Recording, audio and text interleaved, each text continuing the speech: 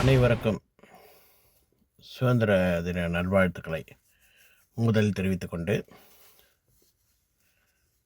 அனைவருக்கும் எனது பணிவான காலை வணக்கத்தை தெரிவித்துக் கொள்கிறேன்.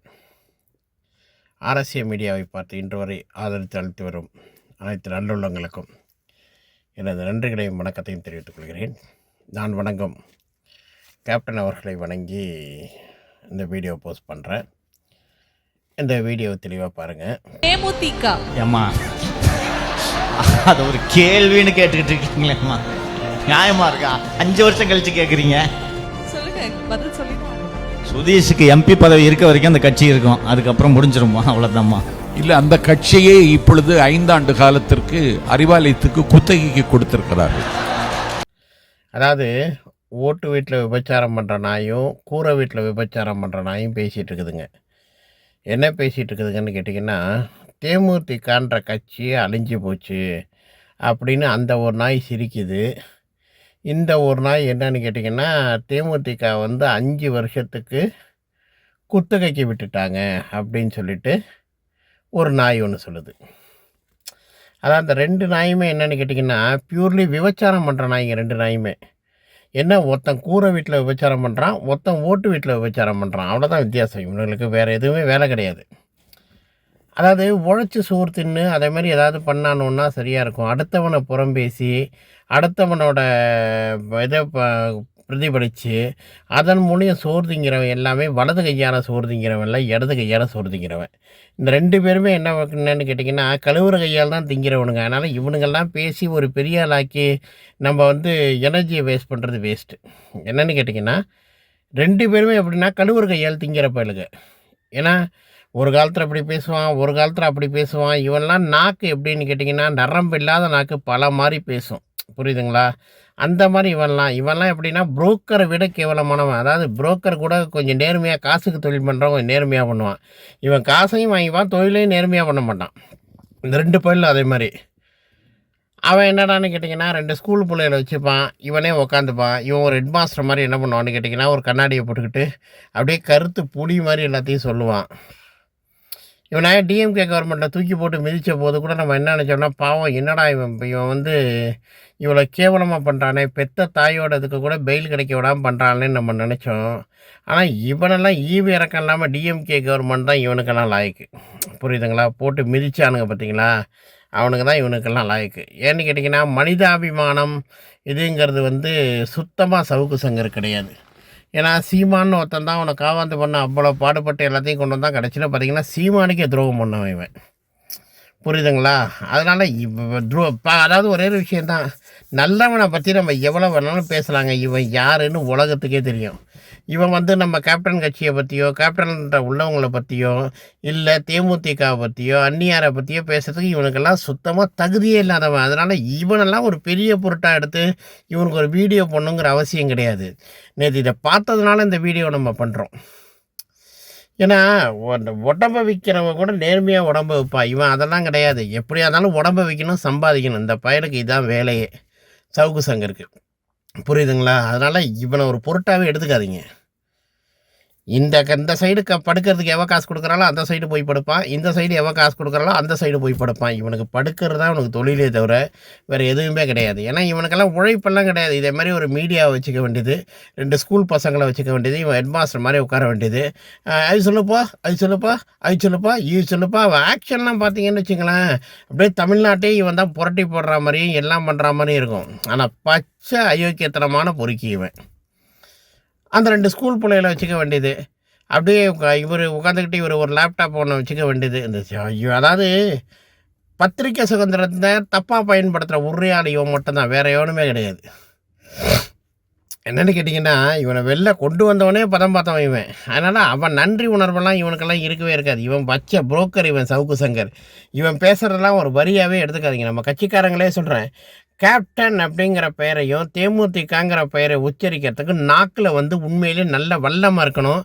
இன்னொன்று, அவன் ஒரு நல்ல குடும்பத்தில் பிறந்தவனாக இருக்கணும். புரியுதுங்களா? அவன் தேமுதிக பற்றி விமர்சிக்க மாட்டான். இவன் என்ன சொல்கிறதுன்னு தெரியலை. இதுக்கு மேலே இவனை வந்து திட்டி நான் இவனை பெரிய ஆளாக்க நம்ம விரும்பலை. ஆனால் இவன் பெரிய ஆள் தான், ஆல்ரெடி இவன் பெரிய ஆள் தான். ஏன்னு கேட்டிங்கன்னா அத்தனை வைரப்பத்தையும் புரோக்கர் தொழில் பண்ணி புரோக்கர் தொழிலை வச்சு தான் இவன் முன்னேறவன். அதனால் புரோக்கருக்கு பல பேரை தெரிஞ்சிருக்கும், பல கிராக்கிகளை தெரிஞ்சிருக்கும், பல உருப்படிகளை தெரிஞ்சிருக்கும். அதனால் இவனை பற்றி பேசி நம்ம லைஃப்பை நம்ம வேஸ்ட் பண்ணிக்க வேண்டாம். புரியுதுங்களா? காலத்தின் முடிவு இருக்குது, காலத்தின் கட்டாயம் இருக்குது. அது கடவுள் பார்த்துப்பான். கேப்டன் மேலே ஆன்மாவாக இருக்கார், அவர் பார்த்துப்பார் இந்த நாயெல்லாம். நம்மெல்லாம் இது பண்ணிக்கவே வேண்டாம். ஏன்னா உண்மையான நம்ம கேப்டன் தொண்டை இன்றைக்கி செத்து போனாலும் இன்னைய வரைக்கும் தேமுதிகவில் பயணிச்சிட்ருக்கோம். எந்த விதமான இதுவும் கிடையாது. அந்நியார் தலைமையில் தேமுதிக நல்லபடியாக போயிட்டுருக்கு. எங்கே பார்த்தாலும் கூட்டம் இருக்குது. இந்த சவுக்கு சங்கருங்கிற ஒரு புரோக்கர் பேசுகிறாடேன்னு சொல்லிட்டு யாரும் தேமுதிகக்காரங்க வருத்தப்படாதீங்க. ஏன்னா இவன் வந்து ஓட்டு வீட்டில் தொழில் செய்யும் ஒரு விபச்சாரி பேச்சுக்கெல்லாம் மதிப்பே கிடையாது. விபச்சாரிக்கு மதிப்பு கொடுக்கலாம். எப்படின்னு கேட்டிங்கன்னா, தொழிலை நேர்மையாகப்படி தான் படுத்தா கூட உடம்பு சுகத்துக்காகவும் காசுக்காகவும் தான் வாழ்கிற குடும்பத்துக்காகவும் உண்மையாக இது பண்ணுறவங்க விபச்சாரிகள். அதை விட கேவலமாக தொழில் பண்ணுறவன். அதனால் இவனை விட்டுருங்க. இவன் அதுக்கு மேலே இன்னொருத்தவன் சொன்னான் பாருங்க, 5 வருஷம் அடகு வச்சுருக்கோம்னு சொல்லிட்டு. அவன் எப்படின்னு கேட்டிங்கன்னா, கூரை வீட்டில் காசு கொடுத்தாலும் படுப்பான், நடு ரோட்டில் கொடுத்தாலும் படுப்பான், பஸ் ஸ்டாண்ட்லையும் படுப்பான், ரயில்வே ஸ்டேஷன்லையும் படுப்பான், கக்கூஸ்லையும் படுப்பான், பாத்ரூம்லையும் படுப்பான், இன்னும் என்னென்ன இடம் இருக்கோ அத்தனை இடத்துலையும் அவன் படுப்பான். ஏன்னா ஒரிஜினலாக விபச்சாரிக்கு பிறந்தவனோட வாரிசுன்னா அது நாஞ்சில் சம்பத் மட்டும்தான், வேறு எவனுமே கிடையாது. ஏன்னா ஒரிஜினல் விபச்சாரிக்கு பிறந்தவன் விபச்சாரியாக தான் இருப்பான். ஒரிஜினலாக உண்மையான ஆம்பளையாக அவன் இருக்க மாட்டான். புரியுதுங்களா? இவனை பற்றி நம்பரில் எவ்வளவோ பேர் காரு திப்பிட்டாங்க. அதையும் தொடச்சி போட்டுட்டு ஒரு மனுஷன் வாழ்கிறான்னா, நம்மளுக்கெல்லாம் நான் ரோட்டில் போகிறோம்னா யாராவது ஒருத்தர் ஒன்று சொன்னால் கூட ஐயோ என்னடா அப்படி சொல்லிட்டானே, அவன் மோத்திரம் எப்படி முடிப்போன்னு. இவனை டெய்லி காரு திப்பி டெய்லி செருப்பாலையும் அடிக்கிறானுங்க இந்த மானங்கட்ட நாஞ்சில் சம்பத்து பையில. ஆனால் அதுக்கெல்லாம் கவலையே பட மாட்டான். ஏன்னு கேட்டிங்கன்னா, பச்சையாக சொல்லப்போனால் ஒரு கிராக்கியை விட மோசமானவன். லோக்கல் ஐட்டம்னு சொல்லுவான்ல, பச்சையாக இவன் பாணியில் சங்கலில் போனால் லோக்கல் தேவடி ஆயிடுவேன். எல்லா தொழிலுக்கும் ரெடியாக இருப்பான். நீங்கள் காசு கொடுத்து அதை பண்ண சொன்னாலும் பண்ணுவான், இதை சொன்னாலும் பண்ணுவான். இவனை பற்றி பல வீடியோ நான் போட்டிருக்கேன், நாஞ்சில் சம்பத்தை பற்றி. அவன்லாம் ஒரு ஆளுன்னு நினச்சி இனிமேலாம் அவனை பற்றி நம்ம பேச விட்டோம்னா அவன் தரத்தை விட்டு கீழே இறங்கிடுவான். நம்ம தரத்தை விட்டு நம்ம கீழே இறங்க முடியாது. ஏன்னா நம்ம ஆரம்பித்த கட்சி எப்படி, அதோட கொள்கை எப்படி, அதோட தலைவர் அப்படி, அதோட வம்சா வழிகள் வந்து என்றைக்குமே நேர்மையின் சிகரமாக வாழ்ந்த கட்சி. இந்த பிச்சைக்கார பையெல்லாம் ஒரு பையனுக்கு சோறு போட்டிருக்க மாட்டான். அந்த பேசுகிற சவுக்கு சங்கர பையனும் சரி, இவனும் சரி. புரியுதுங்களா? எவனை மிரட்டி காசு வாங்கினா முக்கால்வாசி அரெஸ்ட் பண்ண போனாலே என்ன பண்ணுவான்னா, இதை ஒரு பில்டப்பாக எடுத்து சவுக்கு சங்கர் பண்ணாமல் பாருங்கள். ஒரு இதை வச்சு மீடியா வச்சுட்டு சம்மன் கொடுக்கலையா, அதை கொடுக்கலையா, இதை கொடுக்கலையா, பிச்சைக்கார நாயை பேசுகிறதே அவதூறு. அப்புறம் எப்படா சம்மன் கொடுத்தெல்லாம் அவனை அரெஸ்ட் பண்ணுவான்? இவெல்லாம் அடித்த லூட்டியெல்லாம் பெரிய லூட்டி. அதுக்கு மேலே இவன் புரோக்கரு சம்பத்து. இவனை காரி திருப்பி நீங்கள் செருப்பால் அடிச்சிங்கன்னா கூட இந்த டவலால் இப்படி தொடச்சிக்கிட்டு, சரி திருப்பி எவ்வளோப்பா கொடுத்த, 5000 ரூபா கொடுத்தியா, இந்த மூஞ்சிலையும் காரி திருப்பிக்கு இன்னும் கொஞ்சம் இடம் இருக்குது அப்படின்னு சொல்லிட்டு இன்னொரு மூஞ்சியும் காரி திருப்பி 5000 ரூபா வாங்கிட்டு விட்ற நாயவன். அதாவது காசுக்கு குலைக்கிற நாய்ங்க தான் நிறையா இருக்குது. புரியுதுங்களா? கொள்கைக்குன்னு உள்ள ஒரே ஒரு கட்சி வந்து தேமுதிக மட்டும்தான். அது கேப்டன் ஆரம்பித்த கட்சி. கேப்டன் எப்படிங்கிறது உலகத்துக்கே தெரியும். கேப்டன் ஃபோட்டோவையும் இந்த நாய் 2 ஃபோட்டோவையும் வச்சு நாஞ்சில் சம்பத் ஃபோட்டோவையும் சவுக்கு சங்கர் ஃபோட்டோவையும் வச்சிங்கன்னா இந்த 2 பேரையும் செருப்பால் அடிப்பான். அவருக்கு மலர் மாலையாக போடுவான். இதுதான் வித்தியாசம். வரிகள் இருக்குல்ல, இருந்தாலும் பேர் சொல்ல வேண்டும், இவர் போல யார் என்று ஊர் சொல்ல வேண்டும். அந்த ஊர் சொல்கிற வார்த்தைக்காக வாழ்கிறவர் வந்து கேப்டன். இந்த நாயங்க செருப்படிப்பட்டே வாழ்கிறவனுங்க இந்த 2 பேரும். அதனால் இவனுங்கெல்லாம் பற்றி ஒரு பெருசாகவே எடுக்கக்கூடாது.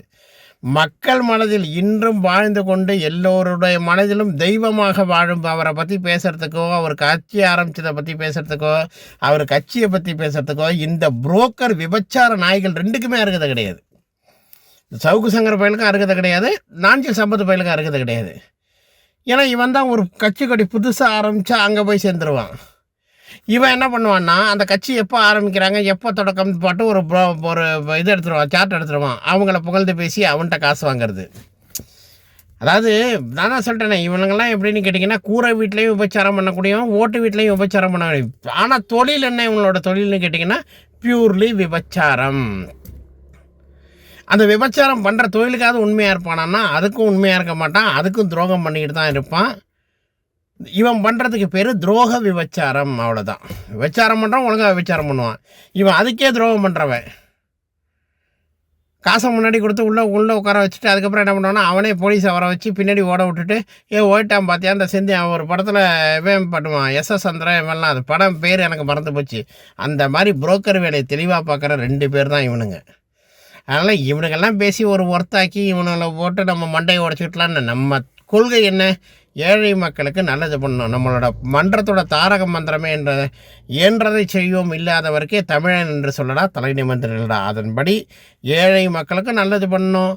தமிழன் என்று சொல்லடா தலை நிமிர்ந்திடா. தமிழனுக்கு ஒரு பிரச்சனை அங்கே நிற்கணும். இந்த புரோக்கர்கள் பேசுகிறதெல்லாம் பற்றி கண்டுக்காதீங்க.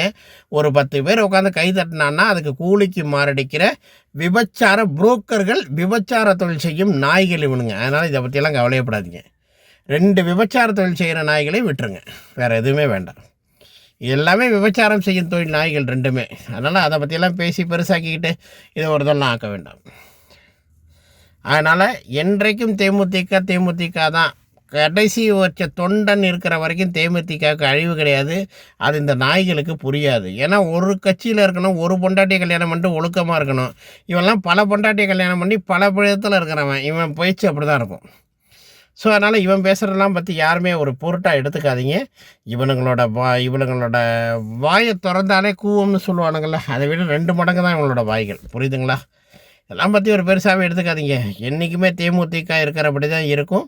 அது வளர்ந்து கொண்டே தான் இருக்கும். அதுக்கு அழிவே கிடையாது. புரியுதுங்களா? இந்த நாய்கை பேச்செல்லாம் புறந்தள்ளிட்டு தேமுதிகன்னா நம்ம ஒரு லெவலில் இருக்கோம், தேமுதிக தொண்டன்னா அப்படி இருக்கணும்னு சொல்லிட்டு அந்த லெவலில் நம்ம இருந்துகிட்ருக்கோம். அது வரைக்கும் கேப்டன் ஆத்மா நம்ம கூட இருக்கிற வரைக்கும் இந்த மாதிரி நாய்கள் பேசுகிற பேச்சு எதுக்குமே நம்ம கவலைப்படக்கூடாது. நன்றி, வணக்கம். மேலும் செய்திகளை தெரிந்து கொள்வதற்கு நம்ம RSA ஃபிளாஷ் மீடியா லைக் பண்ணுங்க, சப்ஸ்கிரைப் பண்ணுங்க, பெல் ஐக்கானை கிளிக் பண்ணுங்க. மீண்டும் அடுத்த வீடியோவில் சந்திப்போம். பாய்.